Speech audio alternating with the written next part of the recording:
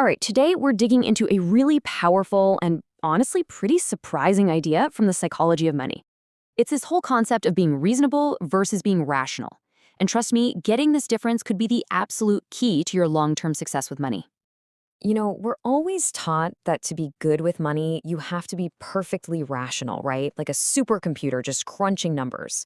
But what if that big assumption, that perfect logic, is the only way? What if trying so hard to be this cold, calculating machine is the very thing that's actually holding you back? It's a wild thought, I know, and it brings up an even bigger question. And that, right there, is the heart of what we're exploring. The huge difference between being rational and being reasonable. This isn't just about words. It's a massive shift in how you look at things that can totally change your financial life. Okay, to really get this, let's paint a picture. Imagine two different investors. They both want the same thing, to build wealth. But man, their approaches could not be more different. So, on one side, you've got the rational analyst. This person is obsessed with finding the perfect investment.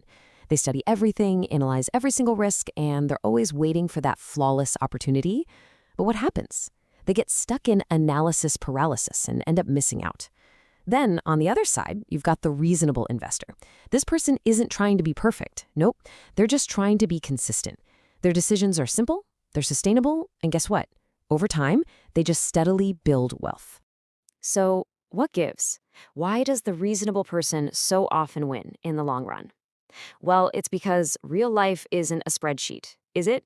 It's messy, it's emotional, and it's totally unpredictable. And that brings us right to the core definition. See, rational decisions are all about the cold, hard numbers. But a reasonable decision, it considers something way more important. You.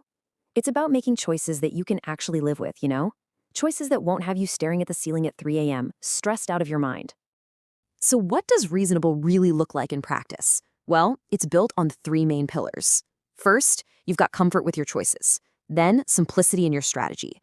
And maybe most important of all, peace of mind. And these aren't just fluffy, feel-good ideas. They are the solid foundation of a plan you can actually follow for years and decades to come. Okay, this is so important, so listen up. Forget about finding the single best, theoretically perfect investment strategy on the planet. It's a myth. What you actually need is a good strategy, one that makes sense to you and one you can follow consistently through all the ups and downs. So how do we actually do this? How does this idea translate into real wealth-building habits? Because, understanding the theory is great, but putting it into action, that's where the magic happens. It really comes down to three basic habits. First, choose simplicity over complexity. Every time. A simple plan is a plan you'll actually follow. Second, focus on consistency. We're talking small, repeated actions that just compound into huge results over time. And third, just avoid overthinking everything. Imperfect action is always, always better than perfect inaction. Okay, let's get even more practical. Let's make this a playbook. Here's a super clear set of do's and don'ts that can guide you on your journey to becoming a more reasonable investor. So here's what you want to do. Make financial decisions you're genuinely comfortable with. If some hot new stock pick makes your stomach churn, it's not for you. Stay consistent with your plan, month after month, and always, always keep your eyes on the long-term prize. And on the flip side, here are the traps you absolutely have to avoid. Don't chase that perfect investment. It's like chasing a ghost. Don't overanalyze every little blip in the market. It'll drive you nuts. And probably the biggest one, don't ignore your own behavior. Your emotions, your tendencies, that's the real X factor in your financial success.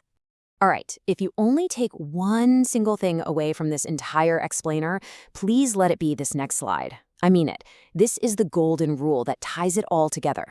Here it is. A good plan you follow is better than a perfect plan you quit. That's it. That's the whole philosophy in one sentence.